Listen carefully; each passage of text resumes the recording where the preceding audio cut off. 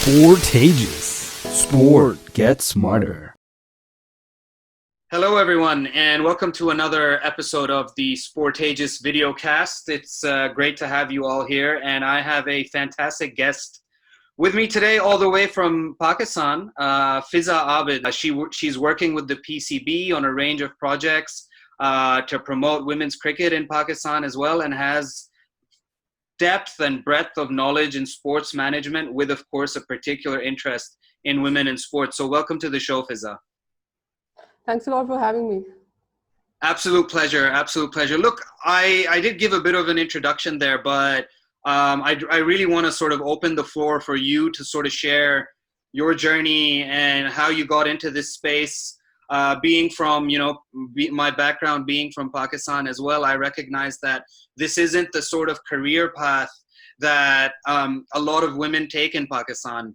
And how did you sort of come to this, and what was the story behind it? I'd love to hear your side of things. Yeah, sure. Actually, it's interesting because, from my childhood, I always thought I'd be playing sports professionally. So studying or anything else was just secondary for me.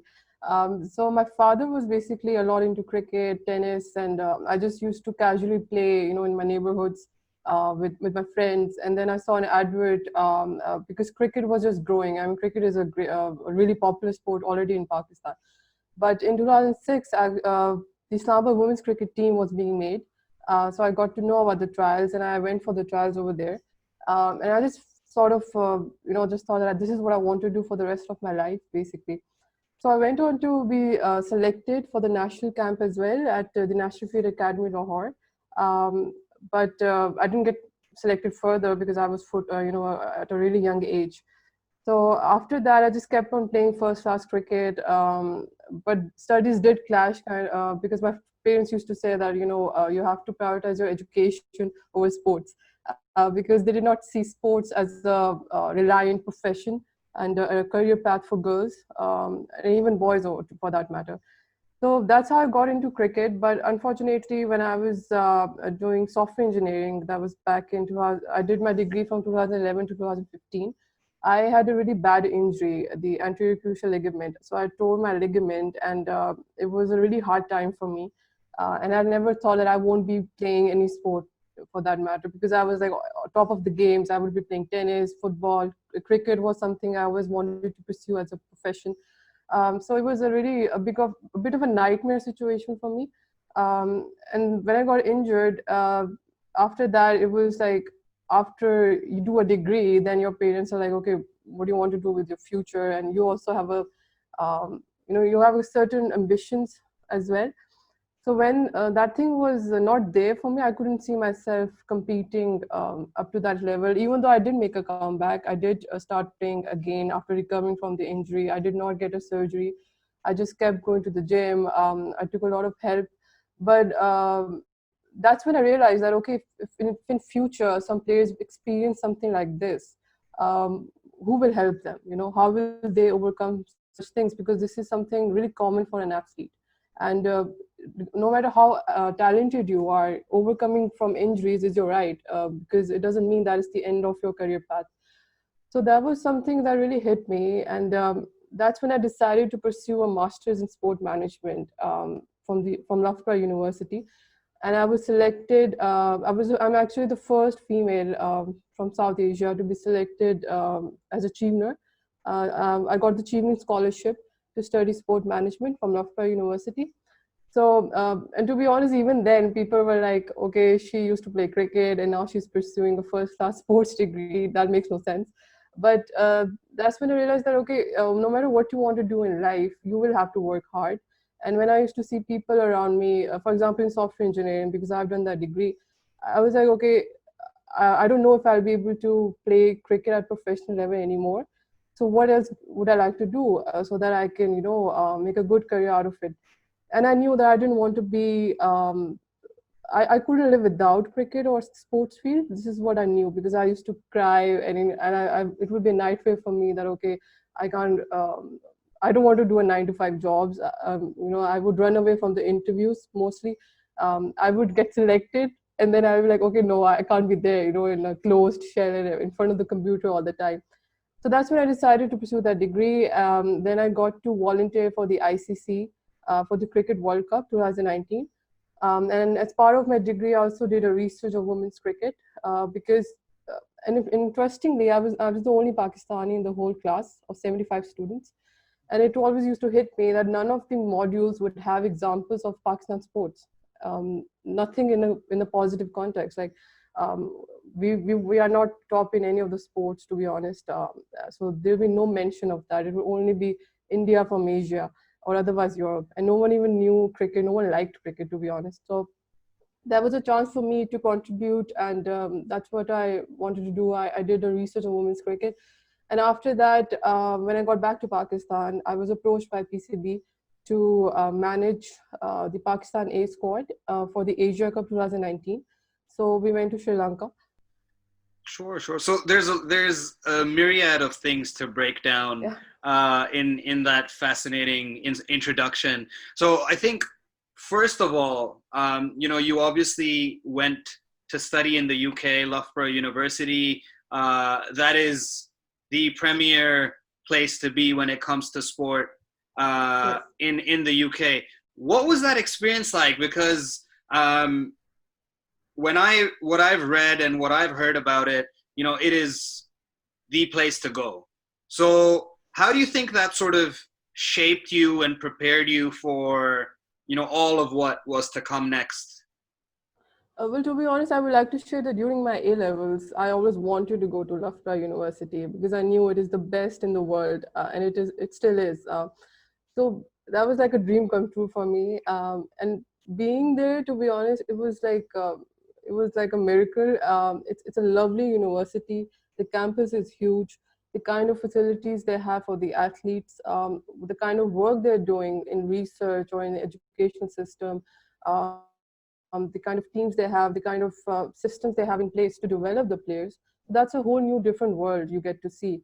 And it is actually only a few of the centers which is so advanced, because even the England and Wales cricket board is based over there. So I got to even meet the England women's cricket team. It was like a wow moment for me, of course. So what I really liked and what really got to me over there was the fact that you have your own space to grow. People, whatever you bring to the table. For example, I'll be very honest. When I give trials for the Loughborough women's cricket team, I felt that fitness-wise, I was really behind. They are like top-notch, because they have their strong system of teams. They have their school systems and they have their leagues for every other sport, not just one sport. So that is another thing, that a university like that, it basically has a range of so many sports, and it has clear pathways for the athletes to basically progress to the highest level. So that was like something that I would say that, okay, this is what a sport organization should be doing, but this is everything I can find here in one university. So it was like a heaven of sports for me. So yeah, I mean, it was like I learned a lot of ways in that regard, especially with the culture. They're very welcoming. They really value the experiences that you bring as a South Asian. So like I mentioned, I did that research. The people were really helpful. In fact, they were so delighted that I was doing a research covering Pakistan and UK, where I got to interview cricketers from Loughborough University, like Holly Armitage. I also got to meet Sarah Taylor. So, and there were other, Anya Shrubsole, I got to meet her as well. So they were like different athletes, and they really value the fact that, in fact, they also say that South Asians are much more passionate, and they did not even expect like girls from Pakistan like myself to be pursuing a sport degree. And they were so it was a chance for me to tell them what goes on in Pakistan, what we are really good at, and kind of change the image of our country. Because otherwise, I don't want to be political, or I don't want to talk in those about those topics. I think in that way it was a great chance for me to gain something from there and also share my experience with them. Sure, sure. And you also initially talked a little bit about injury, overcoming that, and I guess creating avenues for athletes to sort of surpass and find out what they can do next. And I don't think this is a problem limited to any one geographic region or nation. This is something, from what I understand, athletes across the board, across the world deal with. Having to quit, we spoke with an athlete on Sportageous once, and Guy Walker, for those of our viewers who know him, he was playing in the BBL as a cricketer, had serious injuries in his shoulder, had to give up, started playing Australian football, so AFL, professionally at the highest level. His doctor told him, this is like, you forget football. You've got to look at staying alive. Yeah, that's where you are. And this was all before the age of 24. So, and, with the systems that we have in Australia, he had to essentially, he did this all of his life. And then completely quit, didn't know what to do next. And now he started rebuilding. And, that's a story that takes place through and through with everyone, with so many people in several sports around the world.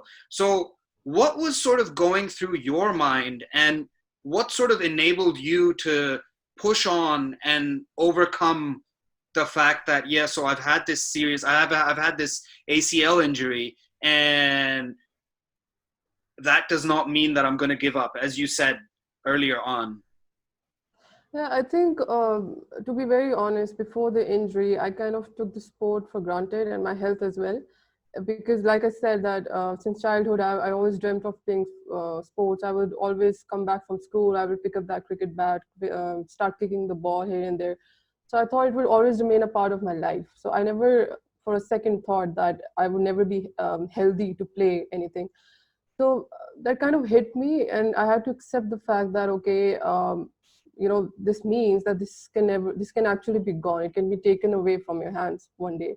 One day it will be that you cannot do it anymore, because with an injury, then the things that that are kind of effortless for you, they take an effort to redo it. You have to re-strategize everything, and how can you play up to your potential. So for me, it was more like, okay, I asked myself, can I live without this or not? And that's the point. When I would see other people training, I would be selected for the tournaments, but obviously for the first few weeks, I did not accept that I have an injury. I was like, oh, it will be fine. It will only take 2 weeks or a month, and I'll be back to the stadium, back to the training and everything. But then when I saw players playing without me, and I wasn't part of that team at all, and then those days of just studying, just not being able to train, not being able to go to the gym, that's when I realized that, okay, it is something I cannot really live without. And what will it take to come back to the field, to at least, so that I don't have regrets in future, that I did not give it my best. So even though a lot of people, a lot of doctors told me that, you need to get a surgery, you cannot play the highest level of cricket anymore, or any sport for that matter. But it was my own internal desire and determination that helped me, because once you're honest with yourself how much you want it, I think you just go through any limits that are in front of you, no matter what anyone tells you. But of course, you also need a good support system as well. And this is something where I would say that people, when it comes to your team players or the systems, they don't really have a good understanding of what an athlete goes through when he or she has an injury. And this is where I think the sport needs to improve as well. So I found a lot of support from my mother. She said that if you want to do this, just give it your best. I did not even tell my father that I had an injury, because he has this temperament of worrying and causing a lot of anxious that, oh, what happened to my kid and everything. So it was like, it was me on my own basis. So I went to a lot of doctors. In fact, interesting to say, there are not many sport doctors in Islamabad. So I did my own research online, and then I got to know that, okay, because I'm young, I need to just strengthen my knee muscles. So I went to the gym, I joined that, and I fixed my diet. But it was that real feeling that it is not permanent. Anything in life is not permanent. It can go away. That is the thing that really pushed me. Right. Absolutely. And I think that's a very apt way to put it. The fact that, you were able to overcome whatever it was that you were dealing with, and you know, it's a lesson that I'll probably take on for myself and things that I deal with in the future. I guess moving on a little bit, tell Yeah. me a little bit about, you know, then starting to work with the PCB, working with the emerging women's team, Pakistan A team. What's that experience been like for you? And what sort of goes on in the background when you are in that space? So, you know, what essentially, what does the role of the manager encompass? Yeah, I would say as a manager, when you're in that role, in that space, it's more about, working towards a collective goal, having the team communicate really well with each other, whether it's the officials and the players. Um, so that kind of, when you have that vibe of course, you have to be a bit assertive as well, but it's morely like calling the shots when it comes to discipline, attitude, and maybe what a player goes through.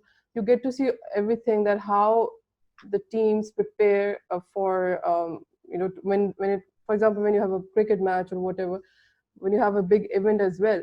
So you get to see how players go through struggles, what officials go through, what a head coach, what goes on into a head coach mind, and you're part of that whole unit basically. So everyone is working towards giving their best when it comes to the sport itself. So it's a great space to be in, because somehow or the other you're contributing to the sport. Because as a manager, it's more about giving and managing people. If I would just like to sum it up, so it's just about managing conflicts, and somehow you have to keep really, really calm. And even if you're nervous or even if you're angry inside, you really need to be really calm to because the main responsibility is with you, to maintain all of that decorum, and to kind of motivate people that okay, even if you're going through hard times, you are here for a goal and you have to deliver your best. Right. Absolutely. So once again, it's like you're managing, on the one hand, making sure everyone's happy, but you're also managing a lot of the admin side of things, and you're making Yeah. sure that things are moving on. So sounds very very stressful to me personally, but I think it's amazing work. So I guess tell me then a little bit about what it's been like, working with the team that you've been working with, and what that experience is like. Well, to be honest, obviously, I love the sport, and because I've also been a player, so I know being in a room full of players with these different, diverse personalities, you get to learn a lot. You get to respect what they go through as players, and you get to witness some really good growth as well. So, kind of, whether you're a manager or a head coach or whatever position you're in, you're kind of learning. You're learning the how the game is modernizing at a good rate. You get to share a bond with the players, with the team you have, because every time the team is not cannot be the same. I mean, that's the majority of the time that is the case. So you get to have this. Of course, you get to share these experiences with a kind of a family of players and officials. So that kind of makes it really memorable for me. But of course, the main thing is the passion for the game, that everyone is working really hard together to play really good cricket. So whether if you're a manager or if you're assistant coach or physiotherapist, whatever, you are helping the players deliver their best. And it's kind of a teamwork, because behind the scenes, these are the people developing the players, and the players are the ones executing their skills. So when you're in that space, it's not like I am working in a separate role or something. I feel like I'm in a family, and I have to take care of these people, and the main goal is to take care of the sport itself. Sure. And when you talk about, women's cricket in Pakistan, it's not nowhere as close as obviously the men's game is. The men's game, thousands of people show up at the PSL.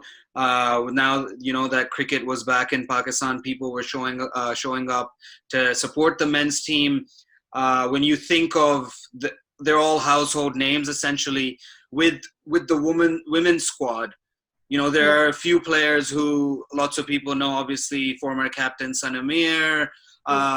We know Nida Dar in Australia really well because she's played here, and the likes, but it's still quite limited, especially if I try and compare it to the Australian women's cricket team, who a lot of who are supported, you know, quite significantly here in Australia. Is there work being done to change that and to further develop the game, to further attract an audience? And do you think, and what do you think can be done from your personal perspective to do more of that? Yeah, well, women's cricket in Pakistan has come a long way. Thanks to the cricketers like Sanami, Bisma Maroof, Nida Dar, of course, because there are certain players who have been playing for a decade and they have kind of transformed the image of women's cricket and made it possible for young girls to see and pursue cricket. That okay, they look up to them and they're like, okay, yeah, you know, Sanami, maybe I can also play like her one day. So that's a big achievement. When it comes to an organization, with the current leadership we have in PCB, I would say they are doing a lot because they are working on, just before COVID-19, we had a Pakistan Under-18 Girls Academy, which I managed. So they are doing a lot to develop cricket, to develop women's cricket at all levels, from grassroots to elite level. For example, developing the emerging squad. Like recently, PCB has announced 9 contracts for the emerging players as well, which is a big thing to, especially during such circumstances. So it means that the board is dedicated to help these players. But what we also need is sponsors to step in. Like you said, that men's cricket is far more ahead than women's cricket, especially in Pakistan. So one reason is this because obviously when it comes to broadcasters, when it comes to media sponsors, when it comes to other team sponsors, what they think is in terms of business that, okay, what is the fan base? Do we believe in women's cricket? Return on investment in the shortest of time. But with women's cricket, it is different because if you see the final that took place in MCG, it had an attendance of around 85,000 people, right? And the kind of viewership you got on different platforms. So that talks a lot about what can be possible with this brand, because now it is on its way to becoming a global brand. But in my opinion, if we have certain brands like if they believe in women's empowerment, if they just change their belief that okay, if we invest now in women's cricket, if we give opportunity to these young cricketers now by organizing cricket competitions or by helping the players personally, or by simply promoting more on media, what will happen is they will build this loyal association with these cricketers, because you're helping women's cricket right now where it needs more development, and no one can ever forget that, obviously. So if you partner up with PCB, or if you partner up with any of the cricket board which is struggling in terms of women's cricket, what will happen is it will be beneficial for your own brand, because you're ending up building a loyal brand association. You're ending up building a good business relationship for the long term. So I think this is where we need brands who can actually believe in this and who can change their vision when it comes to investing in this way, because this is what we really do need. Because if you don't have a PSL version of women's cricket, there are so many cricketers suffering, especially during such times. We have what about the cricketers, what the female cricketers who only used to earn through domestic cricket competitions? Their daily allowance was the only thing that they used to rely on, and luckily, again thanks to the leadership, we have had 50%, in fact more of an increase in the domestic match fees. So that is another step towards developing women's cricket. So the board is doing what it can with its resources, but we do need sponsors to step in, and maybe the broadcasters as well. Probably, just trying to attract the fan base and show them, okay, fine, I understand, as broadcasters, they might want to show Liverpool versus Manchester United, like we always know that, okay, this is a great match which has a level of uncertainty of the outcome. So like that, you can also show the matches which are really which might have top players playing on both sides, but at least start doing that. And to be honest, because I've been one of the managers for, like I mentioned, for the triangular T20 championship. And believe me, the kind of cricket the girls are playing right now in Pakistan, it's incredible. We have had such narrow matches. It's like just for a second, you're like, okay, what will happen now? And you're praying for your team to win. You're praying for the players to. It's incredible. The whole vibe is so incredible because cricket has come a long way in Pakistan. The level of competition is really good. So what we need to do is maybe allow spectators to come in during those competitions, of course, when things are back to normal. But I would say from an organization point of view, what PCB is doing is great. Mm-hmm. Sure, absolutely. And of course, with women's cricket, like you said, things are so much better than they were just a handful of years ago. And it's great to see, we definitely need more of that around the world.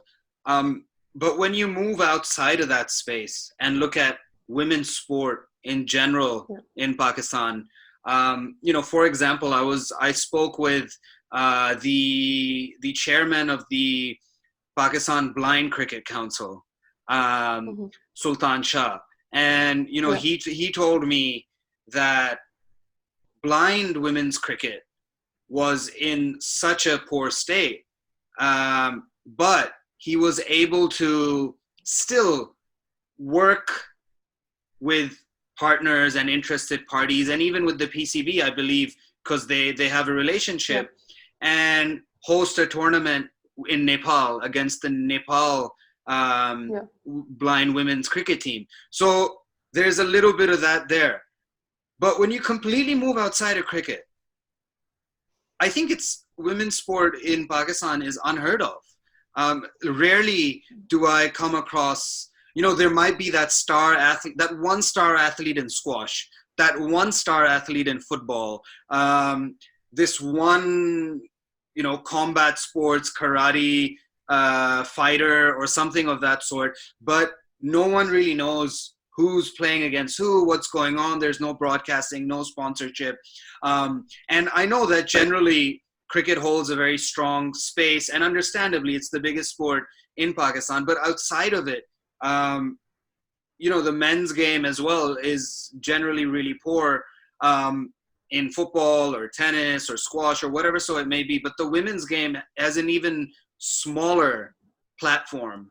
And having been in the space of women's sport in Pakistan, what do you think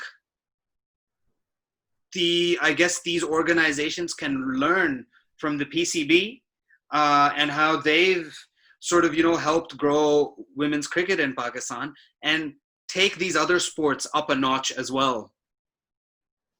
Yeah, well, I think one of the main reasons why other sports, when it comes to women's sports in Pakistan, they're not that popular, they're not that developed, is also because we don't have the safe spaces to practice in.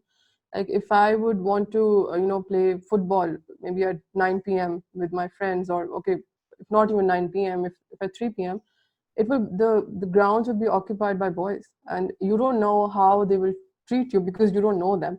So then you come into those socially constructed notions and male dominance and all that, and maybe harassment for that matter. So you don't know what the reaction will be if you go on to say that, okay, can you please give us the space now to play football or whatever. So we're not really there as a cultural society, I would say, that our culture is still a bit full of fixed mindsets. So it's really hard to find safe spaces. And even if you're playing there, you don't know what kind of reactions you might experience. But yeah, I mean, it has improved. I'm not saying that we haven't improved, but yeah, like you said, that we're not really seeing any football being developed other than a couple of players. So like you mentioned, that what the sport organizations need to do is, well, firstly, why PCB is progressing at a good rate with women's cricket is also thanks to good governance, because we have good leadership in the form of Asim Khan, in the form of Arooj Mumtaz. So it's because they believe in the vision of developing the game. So it comes down to the leaders and the governance you have in the sport organization. Not to blame anyone, but this is the reality. Because if an organization does not have good governance, it cannot fulfill its strategic objectives. If you have no transparency in the organization, you have no idea what they're doing or what they're trying to achieve. So first thing is, of course, they are the ones who are supposed to get funding to develop these sports and then channel this funding in the right way, because they have the decision making power. I mean, if you get the funds, you have the power to basically say that, okay, this is the area where that needs development, and so why don't we bring on the boards, bring on the sponsors on board. Like if you are, for example, a football association, or if you are a squash federation, if you have the funds and if you tell all these brands that, oh, we have this kind of budget, what are you bringing on the table to maybe broadcast, these certain matches of women's cricket, of women's sports, I'm sure people will come on board, because when you show them incentives, and being having a collaboration with such sport federations, people will come in. So I think it goes back to that kind of reality, that how organizations are led and how they are operating is something we really need to learn about. And it's all about, because it is their responsibility to get the funds for these footballers or squash players. And unfortunately, when this is not happening, this is why you're only looking at a couple of players like Hajra Khan or Sana Mahmood, or people who are just even Sana Mir. I mean, when she mashallah, what she has achieved, she has been there in front of us for a decade, and she has done that on her own basis as well. So and on her own talent as well. So obviously you have to make the best of the resources that you have, and this is what these particular, like Nuraina Shams and all these players are doing. But what about the rest of the talent who are demotivated? They don't know how talented they are. They don't have access to safe spaces, and even getting safe spaces for women's sports is also responsibility of the organizations. Because I myself, to be honest, always try to get an exclusive cricket ground in Islamabad for my team. That okay, someone is coming all the way from Rawalpindi, someone is coming from all the way from another city or a far off town in Islamabad. So I was like, okay, we need one cricket ground which is exclusive for us. And can you believe it? I couldn't get it because the organizations are so reluctant that, okay, who will show up? What if you don't, if women cricketers don't show up? This is back in, I'm talking about 2-3 years ago, before I went to do my master's. So even when you try to do the right thing, you need the support of an organization to do that. So I think uh, the organizations really need to believe in that they it's kind of the responsibility to give chance to these cricketers, to the footballers and everyone, because in future these are the people who will be bringing good economic revenue for you. Because for example, when things are really good in Pakistan or in the world, for that matter, you can maybe host, I don't know, a football competition, a football league. And imagine if you have developed on these female athletes, you will be bringing all these female athletes from all over the world and having a league, hosting a league. And we all know that the majority of the revenue that you earn by having a home series. So these are there are a lot of solutions over there, but I think it all depends on the governance style of the organization. It's really fascinating to me because there's all this potential, and you talk about all the possibilities of what can be done, and on the flip side we're seeing so much being done with women's cricket, Yeah. and now we're in a place where there's no sport.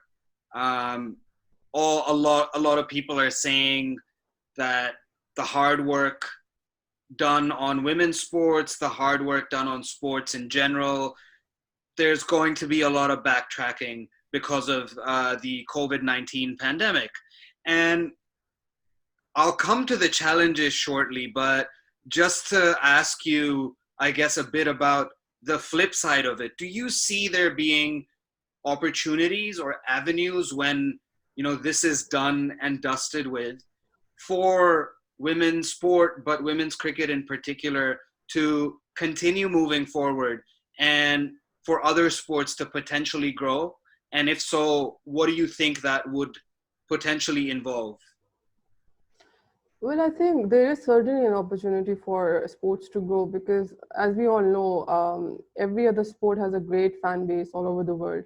In terms of viewership, for example, the Premier League is returning on 17 June, and the broadcasters have agreed for a free-to-air, kind of service for the viewers in the UK.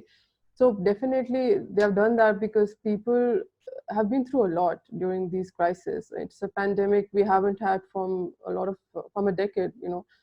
So it has been a tough time for everyone, and sport is something that will always be a part of everyone's life because it's not something that you would never want to be part of whether it is terms of a player or a manager or in terms of a consumer or sponsors or just a viewer. So I would say there will be opportunities, but yes, it will take some time. It will take some, and maybe I think an opportunity would be more for the broadcasters, for example, because if this situation continues and if there is no such, if there's still threat of, if we still need to be socially distant, if you cannot have games with crowds, then probably there's a lot of potential for ad revenues, for viewerships, for innovations when it comes to technology. Because like we know, even Premier League is using FIFA 20 crowd noises to engage the fans. So things like that can happen. That is an opportunity to integrate technology as well. But when it comes to women's cricket, I think it might suffer a bit because obviously, as a sport organization, you live on and you basically sustain yourself by organizing live sporting events. So in that way, obviously, men's cricket is a way ahead. It will give you a lot of revenue. It has more viewership. A lot of sponsors would like to be part of men's cricket, but that was just being developed for women's cricket, like we saw with the final at in the MCG ground. So for women's cricket, the opportunity is there. But for the time being, I believe after this, if things get settled, we will see more of men's cricket and gradually more of women's cricket as well. So I wouldn't say that it will be affected majorly, but yeah, for a couple of months or a couple of years maybe, but it will still be out there. Sure, absolutely. And when you talk, I guess when you talk about overcoming those challenges or Hmm. having to persist through them, Yeah. what do you think that might involve?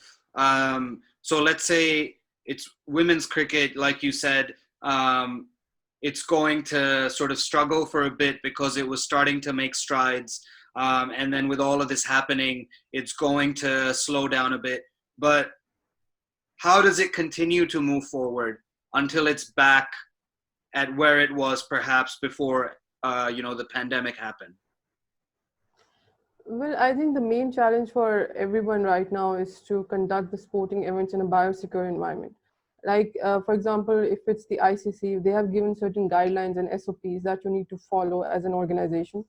So, like, for example, the West Indies are in England. So that could also be a kind of a trial and error kind of example for us to see how even men's cricket will progress. Because if that goes well, then we have hopes that, okay, we can go on with men's cricket. And then you can potentially have a women's cricket tournament go on as well. Maybe you can talk to certain countries where COVID has been controlled and you can send your team there for potential series like the SOPs have been followed in England. So I would say that it all depends on how even one series goes on, even like the Premier League, which will be played behind closed doors. So if the safety is assured, if the countries where if they say that okay, we can be the potential host for live sporting events, then maybe negotiations can take place to for women's cricket as well. So I think it's not just women's cricket; it's any sport, but cricket particularly. This will determine that how the series that are being planned, how will they go about it? How will England will go about that? So we also have there are new in the news.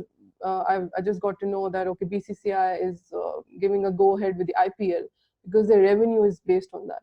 So how will they go about it? I mean, will that be a success or not? Because there were already developments for women's IPL as well previously, and it was supposed to happen with 4 teams this time, I think. So they're already on their way to do it simultaneously, but obviously they experiment with men's cricket first, and we all know why, because they need that financial position, they need that financial benefit to earn that revenue. And without that revenue, maybe you won't even have women's cricket, because as a board you do need that money to run men's cricket or women's cricket perhaps.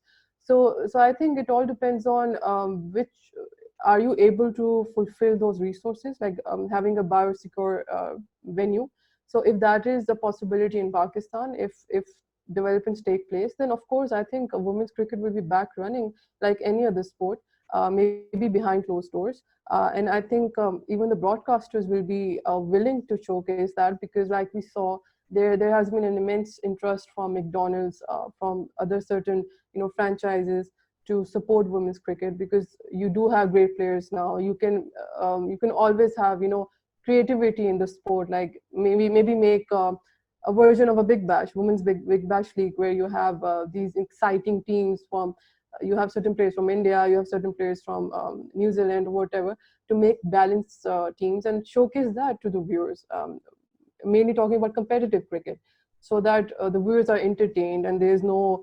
And I think that that is an expected thing, because now the standard of women's cricket has improved a lot. So it is only a matter of how things go on with the current series that are being planned. Sure, sure, absolutely. And just hoping for the game to get back in action and things to get better as well, sooner rather than later. Yeah. Fizza, just to cap things off, before we conclude, I wanted to ask, post COVID-19, it's a new world. Cricket's back, women's cricket is back, everything's running in full flow. What do you envision for women's cricket in Pakistan? Where would you like to see it go? What do you sort of hope for, and what is it that you are striving to achieve, being and working in that space yourself? Well, if you talk about Pakistan, of course, I would want the team to progress further in the rankings, to potentially beat the biggest in the game, like India or England and Australia. And I think we're already on our way, because obviously, as a cricketer, or even as a fan of the game, whether it's being the manager or player or whatever, you want your country to win. So that will be an exciting development. That is something that I would hope for. And I would also hope for concentrated player development. I think plans, probably the board will be doing a lot to develop the players we have, so that we can potentially be a winning side in future as well. And also I would like to see a lot of sponsors supporting and maybe vouching for a PSL version of women's cricket, because I think now we do have a player pool in the making, like in the form of emerging players, in the form of under 18. So it will be so exciting to see a mix-up of under 18 players with the senior cricketers and with the emerging players. So, and to potentially have a PSL version of this, even let's say for 3 or 4 teams, that will be really exciting as well. And even and I think it is expected as well, and it is something I would really like to see, women's cricket being played in stadiums and having exclusive venues, so that it can potentially go on to be fully acclaimed as a professional sport. And this is how girls will be more inclined towards pursuing it as a profession. And I think we're already on our way for that to happen. Well, you heard it here, everyone, and we're just hoping things get better sooner rather than later. Thank you so much for being on the show, Fizza. It was absolutely fascinating to get your insights into women's cricket in Pakistan, and just sport in general. I wish you all the best, and I hope that you're able to get back in action and do what you love doing. Thanks a lot. No, thank you for having me on the show. I really enjoyed it. It has been a pleasure. Thanks.